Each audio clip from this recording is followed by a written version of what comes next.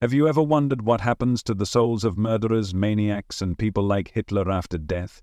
Not according to the harsh judgment of men, but through the quiet eyes of eternity.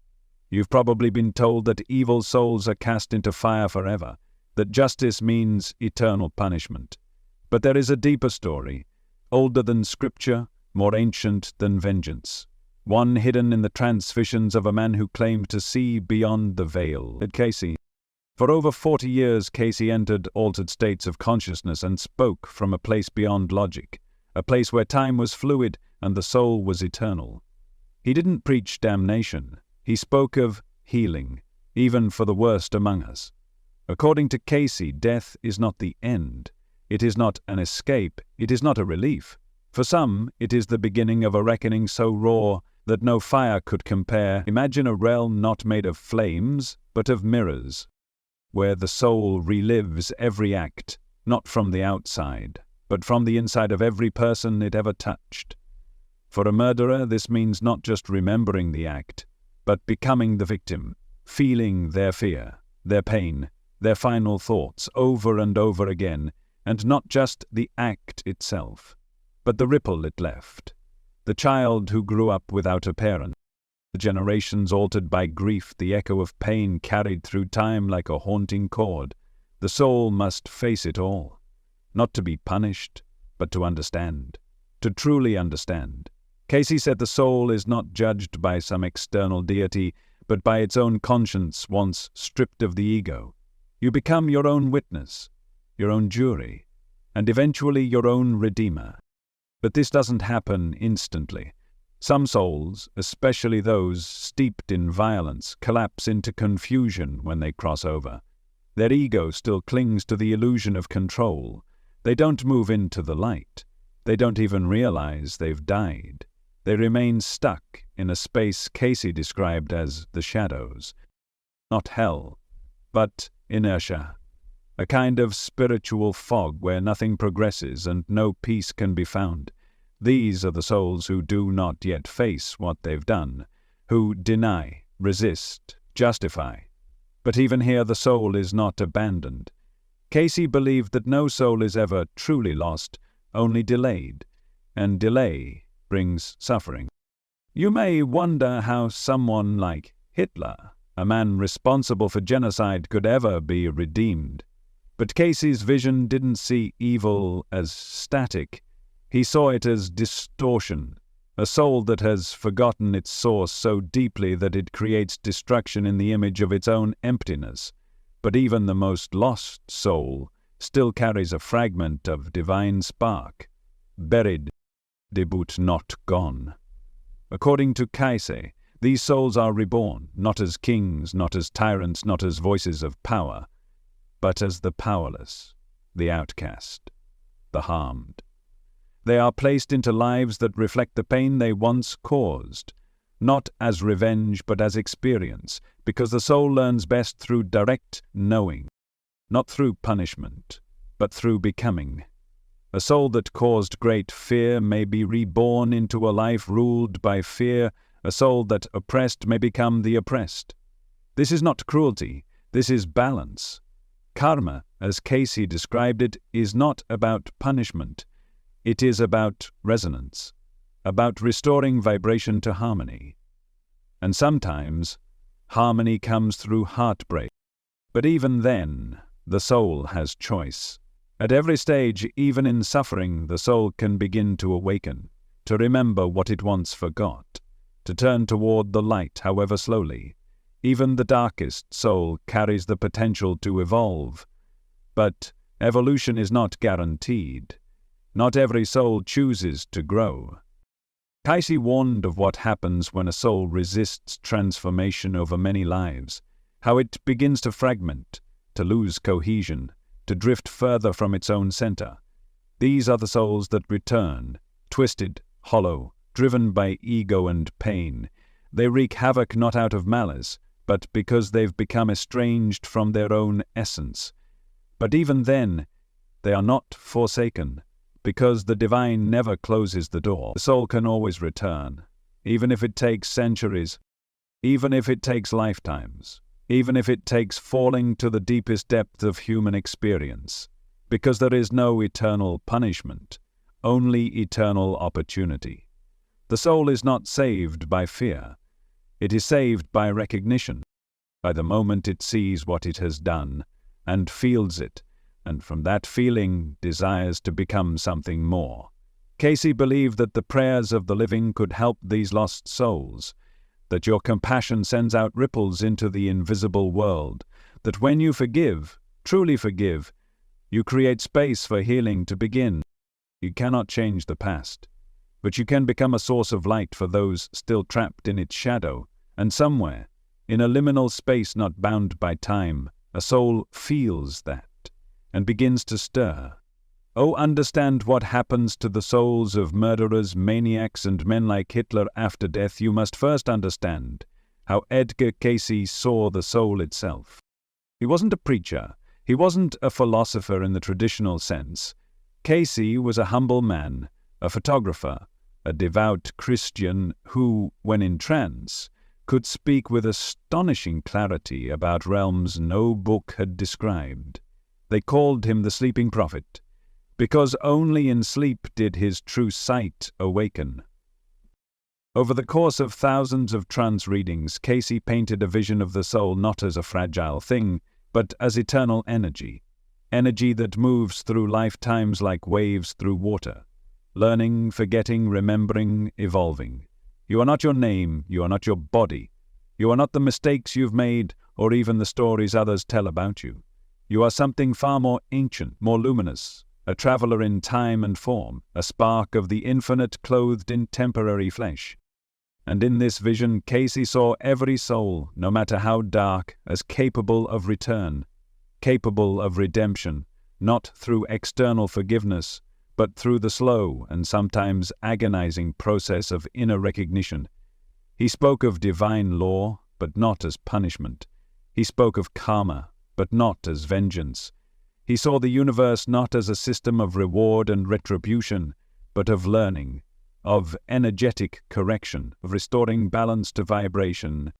When a soul strays from harmony through hatred, violence, denial, that dissonance doesn't vanish. It travels with the soul. It becomes part of the soul's frequency.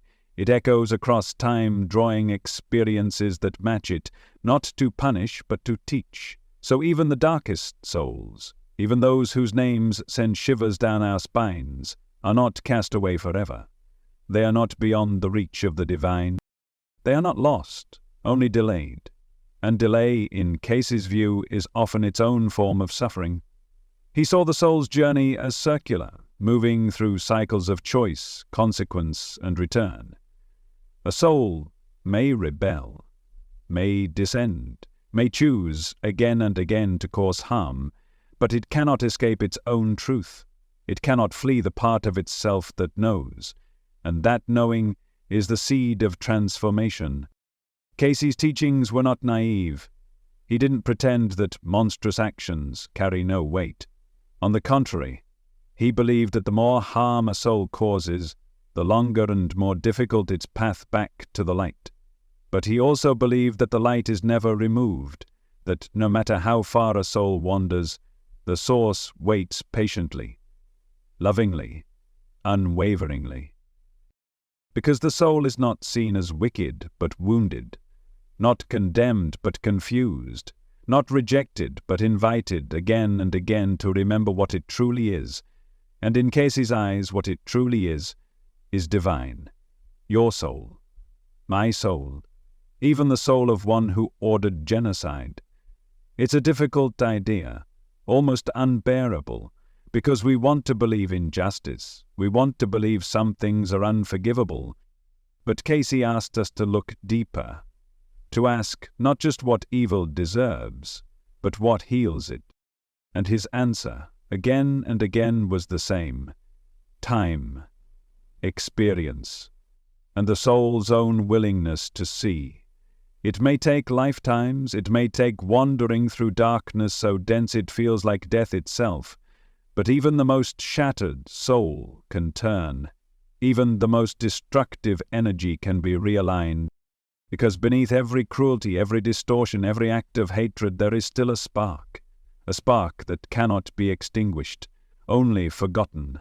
And this is the essence of Casey's vision, that the soul is not judged forever, it is called, it is mirrored, it is reborn, until it finally remembers what it was never truly separated from, the divine, the source, the light that made it, and the light it still can. Some will resist this for lifetimes, but resistance is not the end, only delay.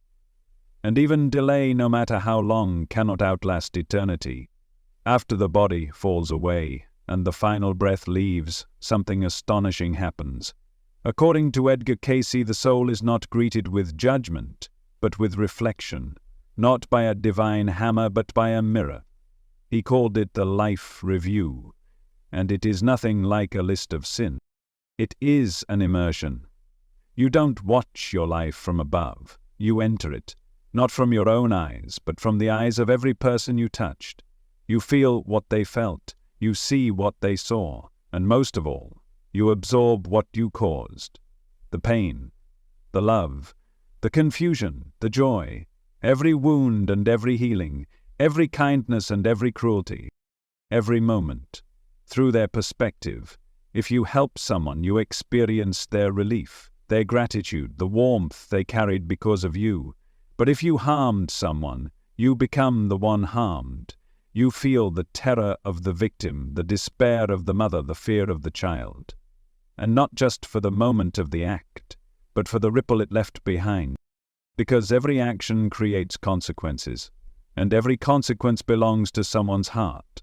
When a soul has inflicted great suffering, like a tyrant, a mass murderer, a leader who caused destruction at scale, this review becomes something else entirely. Not a glimpse, not a moment, but a flood, an avalanche of sorrow, shame, realization. You become not just one victim but thousands, not just one moment but generations of impact. Imagine the soul of Hitler. Now imagine experiencing the pain of every life touched by his choices. Every cry, every prayer, every family shattered, every child lost, every act of cruelty carried out in his name. Each one felt directly, personally, viscerally, not as memory, but as living experience. That is the mirror. It is not vengeance, it is not eternal punishment, but it is deep, it is total, because Cayce taught that the soul cannot evolve without truth. And truth at that level is not intellectual, it is felt, it is known. And for many souls, this is where the suffering begins. Not because God is angry, not because hell is waiting, but because the soul begins to awaken to itself. And for those who have lived in distortion, who denied the humanity of others, who silenced compassion in favor of power or ego, that awakening is not blissful, it is devastating. Because the illusion shatters, the justifications evaporate, the mask dissolves, and what's left is raw knowing. Not I did this, but I was this to someone else. This life review, this mirror of the afterlife, is not designed to crush. It is designed to reveal, to hold the soul in what it refused to see, not forever, but long enough. Long enough for the realization to penetrate, long enough for the seed of transformation to take root, because even in that sorrow, something stirs, compassion, recognition, a flicker of remorse that isn't ego-driven, but soul-deep. And that flicker becomes the doorway. It may take time. Many souls do not walk through it right away. Some get lost in shame. Some deny the review entirely and become stuck, confused, angry, disconnected. They may cling to what they were in life, unwilling to surrender the identity. But eventually the soul begins to soften. It begins to ask not just what happened, but how could I become different? And from that question the next chapter begins. So when you wonder what happens to the souls of murderers, maniacs, tyrants, know this: they are not ignored, they are not erased, they are faced by themselves, fully, intimately, without escape. And in that facing, the seeds of healing are planted. because the soul cannot lie to itself forever, and when it finally sees the truth, that is when the journey truly begins. Not every soul crosses over peacefully. Not every death leads directly to light. Some souls linger in between, not in heaven, not in hell, but in a liminal realm, where the ego still clings. Edgar Cayce described this state not as eternal torment, but as spiritual inertia, a place where the soul remains tethered to what it once was, to its name, its role, its story. These souls don't know how to let go. Some don't even realize they've died. They are still trying to control, still trying to justify, still trying to be who they were, long after the body is gone. And so, they stay near the physical world. That they are no longer of it, Cayce called them Earthbound Spirits. Not because they are condemned, but because they cannot release. You may think of ghosts, wandering energies, haunted places, but what truly haunts these souls is not the world, it's themselves. They are stuck in a loop of identity, still believing in the illusions they carried in life, clinging to anger, to fear, to shame, to pride, or to power. Imagine the soul of a man who ruled through terror, his body gone, his power stripped, but inside, still a thirst to dominate, still a refusal to see. He cannot move forward, he cannot face the mirror, so he drifts, a fragment, unsettled, lost. These are the realms where fragmentation begins, not all at once, but slowly. The soul, disconnected from truth, begins to forget its wholeness. Pieces of self become isolated, like echoes in a canyon with no source. This isn't hellfire. This is hollowness, a lack of direction, a disconnection from source. Cayce warned of this, not as punishment, but as consequence, because when the ego is stronger than the soul's readiness to evolve, progress halts. But not forever. Even here, in this fog of confusion, the divine is not absent. It waits, softly, quietly, for the soul to remember. Sometimes that remembering comes in a flash, sometimes in agony, sometimes through the prayers of the living, a whisper of love that pierces the haze, a vibration of compassion that reaches across the veil, a light. These earthbound souls may show up in dreams, in shadows, in places charged with history and emotion. They are not here to harm, they are here because they don't know how to leave. But even in this liminality, Cayce saw hope. He believed the soul cannot wander forever. Eventually, the pain of being lost becomes too much, and the soul begins to soften, to ask, to seek, and when that happens, the guidance appears, in many forms. Beings of light, ancestral spirits, or simply a shift, a crack in the illusion, a moment of surrender.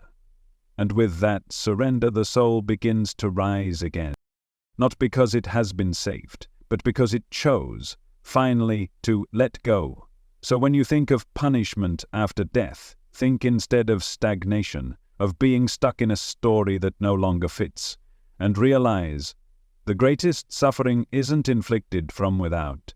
It is carried from within, the ego's refusal to release, the spirit's inability to surrender. But this too is a chapter, not the end.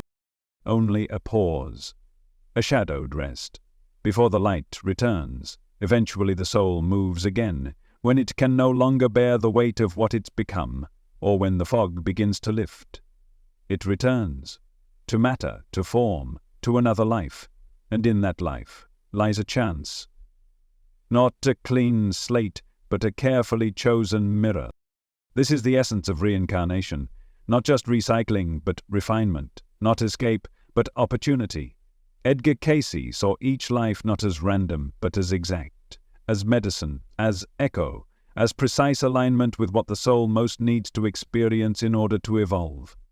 Karmic law, he said, is not about revenge. It is vibrational symmetry. What you send out, you must one day feel, not to punish you, but to complete you. to restore your soul's balance, to reintegrate what was once denied. If you caused fear, you will one day live through fear. If you withheld compassion, you will be placed where you crave it but cannot find it. If you destroyed others' freedoms, you will return where yours is taken away. Not as a curse, but as a classroom. A soul like Hitler's, bloated with power, soaked in control, drunk on ideology, cannot return as the same. It must come back, reduced, inverted. Powerless, maybe, as someone oppressed, silenced, forgotten. A child born into war, a voice drowned in noise. A being whose dignity is stripped so that they may learn the value of what they once denied. Casey believed this isn't cruelty, it is justice. But not human justice, it is vibrational. A soul can't skip the lesson it refused to teach itself. And reincarnation is the language of that teaching. It gives you the taste of your own echo, until you understand, until you shift. But the learning isn't instant. Most souls return again and again, circling the same wounds from different angles, harming, then healing, letting, then remembering. A tyrant might not awaken in the first life after falling from power. They may resist, they may repeat, but every cycle adds weight. Every life adds pressure, and eventually the soul breaks open, not out of punishment, but out of longing. Longing to be whole. Longing to no longer cause pain. Longing to return to what it forgot it was. A vessel of light. This is why Casey warned, you cannot hide from yourself, you can delay, you can distract. But what you do to others you have done to yourself. And the soul must one day feel it all. Not to suffer, but to expand. So no matter how dark a soul's past may be, no matter how monstrous their former life, they are not cast out, they are brought back again and again, until the illusion cracks and they begin to remember love. That is the promise of reincarnation. Not as escape, but as sacred correction, a spiral path toward wholeness, even for the most broken. There's a quiet tragedy hidden inside the soul's journey, one not often spoken of, but deeply understood by Edgar Casey. Because while the soul is eternal, its coherence, its clarity, its wholeness is not guaranteed. It must be maintained through truth, through growth, through love. And when that growth is resisted, not once but over and over across lifetimes, something begins to unravel. Not punishment, but fragmentation. Casey described it as a loss of inner structure, a thinning of awareness, a dissolving of the soul's center into scattered impulses, blind urges, and emotional chaos. The soul doesn't vanish, but it becomes unstable. It becomes haunted by itself, like a mirror cracked in too many places to reflect clearly. It forgets its origin, it forgets its direction. And worse, it stops wanting to remember, driven by ego, by hunger, by control. These souls do not just carry pain, they become pain, not out of evil, but out of disconnection. The farther they drift from the light, the more monstrous they may seem. Their incarnations grow darker, their actions more volatile, and the people they become more disturbing. Not because the spark is gone, but because it's buried under layer upon layer of refusal. This is not damnation, it is degradation, and Casey warned of it not to scare, but to alert. Because healing begins when we see what's happening. And what's happening in these cases is spiritual erosion. The soul starts to reincarnate not as a conscious seeker, but as a reactive force, as someone drawn into cycles of addiction, violence, cruelty, confusion. They no longer choose from wisdom, they choose from wounds. This is why some people seem born into destruction, not because they are bad, but because they are broken. At a level deeper than psychology, their soul has carried too many lives of resistance, too many lifetimes saying no to love, and now They forget how to say yes. But even then, Kaisi offered hope, because even in fragmentation, the divine is still present, and even the most chaotic soul can be rehabilitated. Reincarnation becomes less a journey of learning and more a kind of soul therapy. The spirit returns to Earth not to explore new potentials, but to remember what it has forgotten, to feel again, to soften, to shatter the armor of ego that hardened over centuries. And sometimes the breakthrough comes in one life, one heartbreak, one moment of surrender, and the fog lifts. If only for a breath. In that breath the soul realigns, just slightly, but that shift begins the return. Healing isn't always dramatic. Sometimes it's quiet. A single act of compassion in a life otherwise full of confusion, a prayer whispered in despair, a tear that carries truth. These are the cracks where light enters, and that light, no matter how faint, is enough. Kaisi believed even the most fragmented soul could be restored. Not quickly, not easily, but inevitably, because the source never stops calling, and deep within every soul, even the most lost, something listens. It's a question that rises quietly in the hearts of many. Is there a point of no return? Can a soul become so dark, so twisted by its own choices, that it loses the light forever? Is there a moment when redemption is no longer possible? Kaisi's answer was clear and deeply merciful. There is no such thing as a soul that cannot return, not because the soul never changes, but because the source never leaves. You see, what looks like damnation is often just delay. What feels like abandonment is usually a refusal, not by the divine, but by the soul itself. The soul, confused by layers of ego, trauma, denial, forgets the path home. It hides from the light, because the light shows what it's become, and that seeing is painful. Not because the light judges, but because truth burns through illusion, and many souls would rather stay in darkness than face themselves.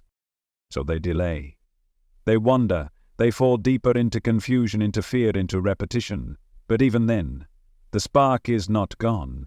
It's hidden, tucked beneath all the stories the soul has told itself. I am unforgivable. I am too far gone. I am what I've done. But none of those are true.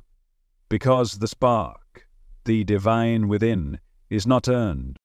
It is not given as a reward. It is what you are. And no action, no history, no mistake can erase what you are at your core. It can only obscure it. So the soul delays, sometimes for hundreds of years, sometimes for lifetimes. But even that delay becomes its own teacher, because pain is not the punishment, it is the message. The longer the soul resists, the heavier its suffering becomes, not from outside, but from the weight of being disconnected from its own truth. Like a tree denied sunlight, like a song that forgets its melody. Eventually, something breaks, and in that breaking there's a moment, a glimpse, a softening, and the soul begins to ask, is there more than this? That is the turning. It may take lifetimes to reach, but it comes, because the soul, no matter how lost, still belongs to the infinite, and the infinite does not abandon its own. It waits, it surrounds, it calls in silence, it sends dreams, strangers, synchronicities. It hides in every act of unexpected kindness. It is never gone, only quiet, and when the soul is ready, the light rushes in. Anyone can say something that actually transforms someone's life. You will be surprised at what we see, at what we stand next to, at the beach, or a church, for the world. They may forget, but they are not forgotten. They may reject, but they are not rejected. They may turn away for lifetimes, but they will turn back, because love is patient, because truth endures, because grace waits forever. And when that soul finally returns to the light, all of heaven rejoices, not because justice has been served, but because wholeness has been restored, and the long journey home has finally begun. The journey of the soul doesn't end at death, and neither does your ability to help. Casey taught something astonishing, that even after someone has died, even after they've wandered into confusion or drifted into suffering, your compassion still matters. He said no soul is truly alone unless it chooses to be, and even then, love waits outside the door. But here's the part most people miss. Sometimes you are the love waiting outside someone else's door. You with your prayers, you with your compassion, you with your willingness to forgive what history could not. Casey described a kind of spiritual intercession, not control, not command, but vibrational reaching, a soul-to-soul resonance, where one being holds space for another, even across lifetimes, even beyond the veil. When you pray for a soul, especially one that has harmed many, you're not saying their deeds were okay. You're saying, I see your pain, even through your mask. You're offering what they could not offer themselves. You're remembering the light within them when they've forgotten it completely.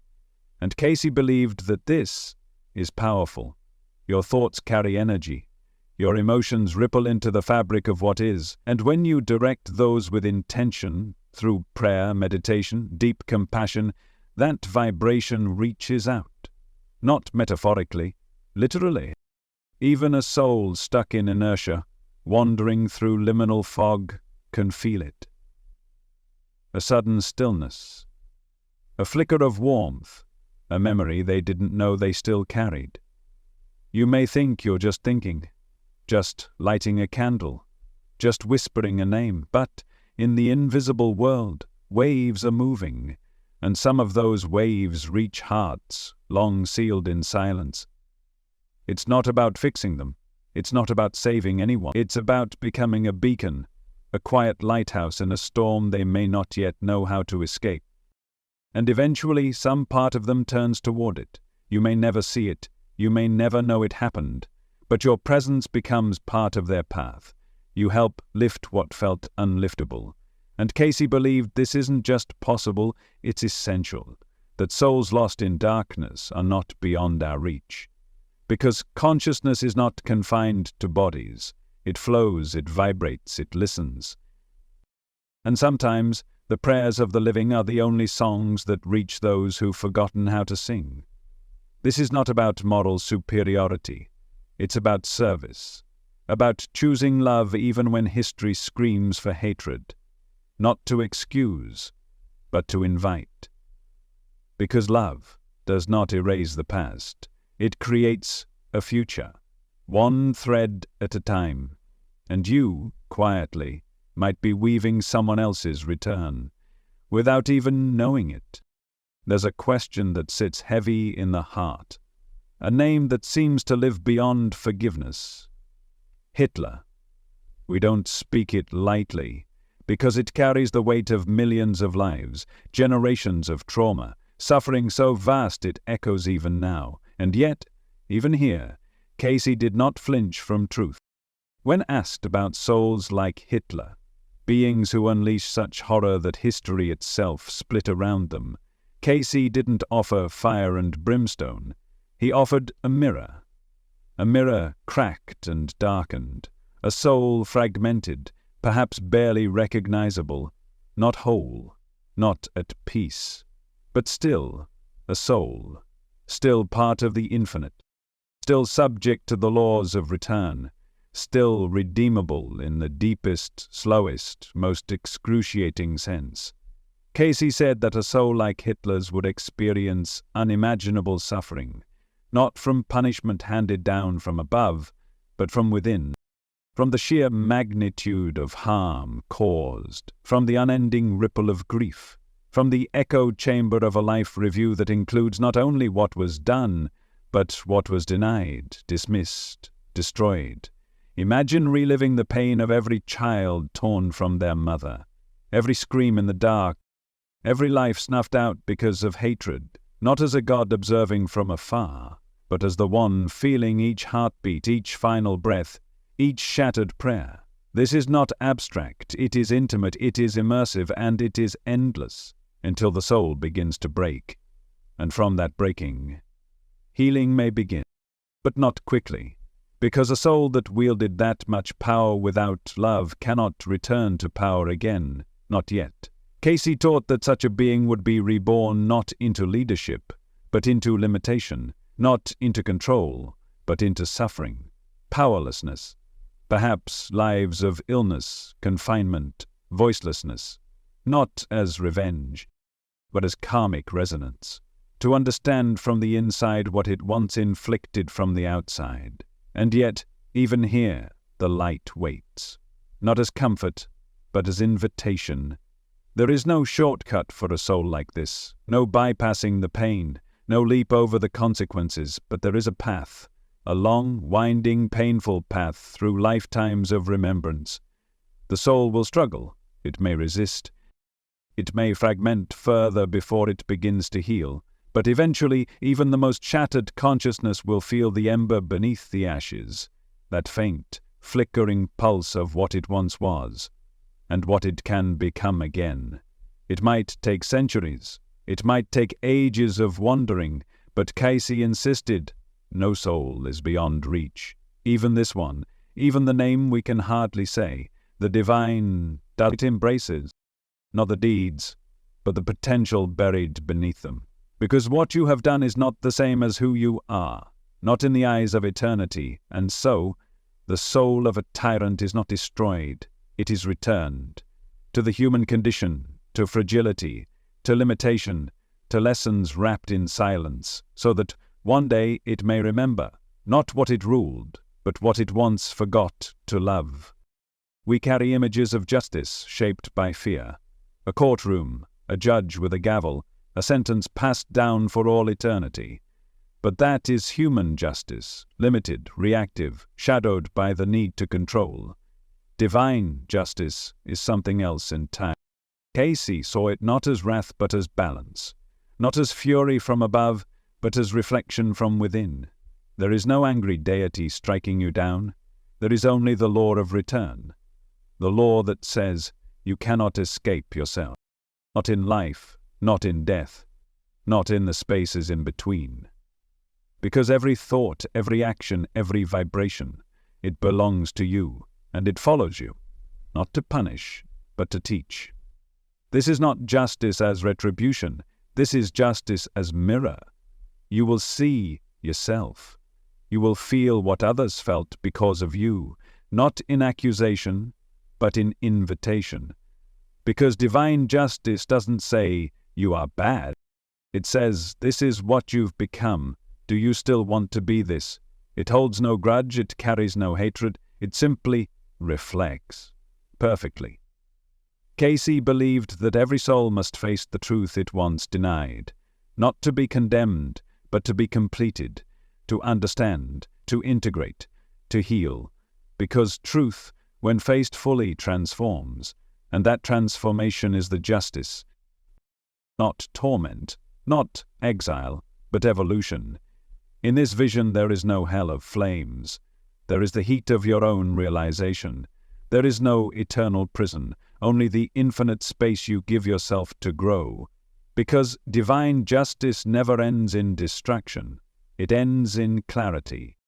Casey saw the soul not as a being that needed to be judged, but as a vibration that needed to be realigned.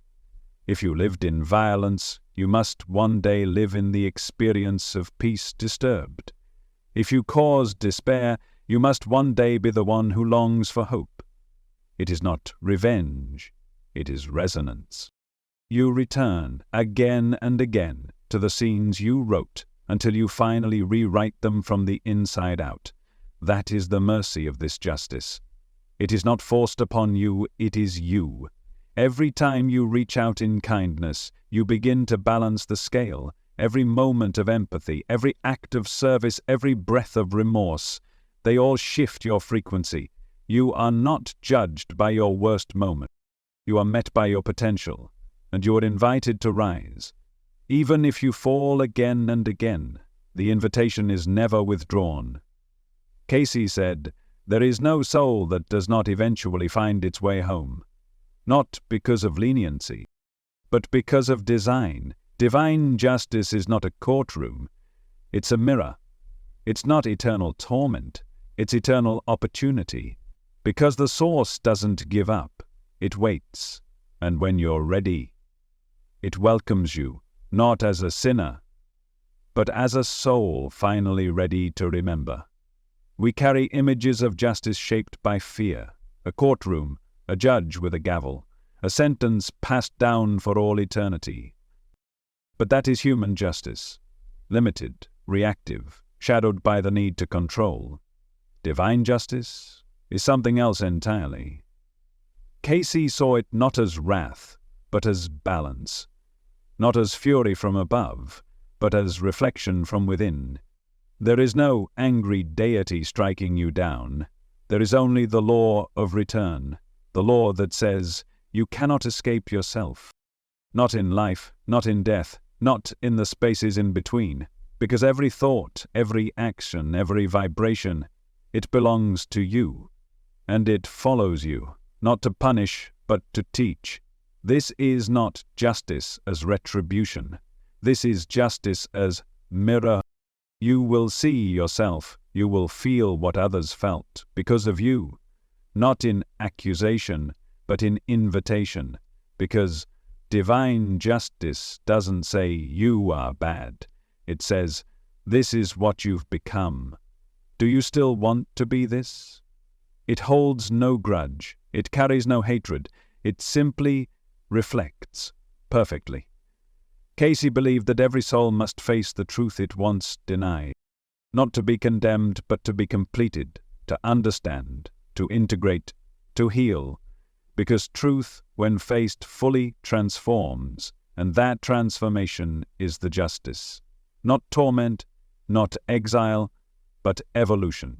In this vision there is no hell of flames. There is the heat of your own realization. There is no eternal prison, only the infinite space you give yourself to grow. Because divine justice never ends in destruction, it ends in clarity. Casey saw the soul not as a being that needed to be judged, but as a vibration that needed to be realigned. If you lived in violence, you must one day live in the experience of peace disturbed. If you cause despair, you must one day be the one who longs for hope. It is not revenge, it is resonance. You return again and again to the scenes you wrote until you finally rewrite them from the inside out. That is the mercy of this justice. It is not forced upon you, it is you. Every time you reach out in kindness, you begin to balance the scale, and you are invited to rise. Even if you fall again and again, the invitation is never withdrawn. Casey said, there is no soul that does not eventually find its way home. Not because of leniency, but because of design. Divine justice is not a courtroom. It's a mirror. It's not eternal torment. It's eternal opportunity. Because the source doesn't give up. It waits. And when you're ready, it welcomes you, not as a sinner, but as a soul finally ready to remember. In the end, there is only one truth that outlasts all others: redemption. Not as a reward for the good, but as the inevitable truth of every soul. Casey's final teaching, the heartbeat behind all his visions, was this: all souls return to source, no matter how far they drift, no matter how deep they fall, no matter how long they forget who they are. They come home, because they were never truly separate to begin with. Even the lost will one day be found. Even the ones we call monsters were once children of light, and the light within them, buried, silenced, denied, is never extinguished. It may flicker, it may vanish from sight for lifetimes, but it cannot be destroyed, because it is the source. The divine spark, what Casey called the essence of spirit, is not something you earn. It's something you are, and you cannot lose what you are. You can forget, you can resist, you can delay your return through endless cycles of fear, power, denial, but the spiral always curves back, even if it takes eons. Even if the soul must be broken and remade 1,000 times, it will return. Because love is not fragile, it is relentless. It moves through every shadow, every scream, every silence. And when the soul is ready, when it finally turns inward instead of outward, when it stops blaming and starts feeling, the light rushes in, quietly, gently, completely. Casey never taught fear. He taught responsibility, yes, but always through the lens of hope. He spoke of karmic law, of suffering, of soul degradation, but he never believed a single soul was beyond the reach of grace. Not Hitler, not the murderer, not the tyrant, not the addict, not the abuser, not the one who hurt you, not even the version of you that you have not forgiven. You are never too far gone. The spiral can always reverse. The wound can always become a doorway. The shadow can always lead back to the light. Because redemption is not the exception, it is the design. The universe itself bends toward healing. Casey said that all souls were created from the same source, and all souls, no matter how distorted, carry the memory of home. That memory may be dim, but it is alive, and one day, in one life under one sky, that memory will awaken. A single tear of genuine remorse. A single moment of clarity, and the road home will begin again, not because the soul has become worthy, but because it has remembered it always was. This is the final truth, the one that holds everything else. Redemption is real. For you, for them, for all of us.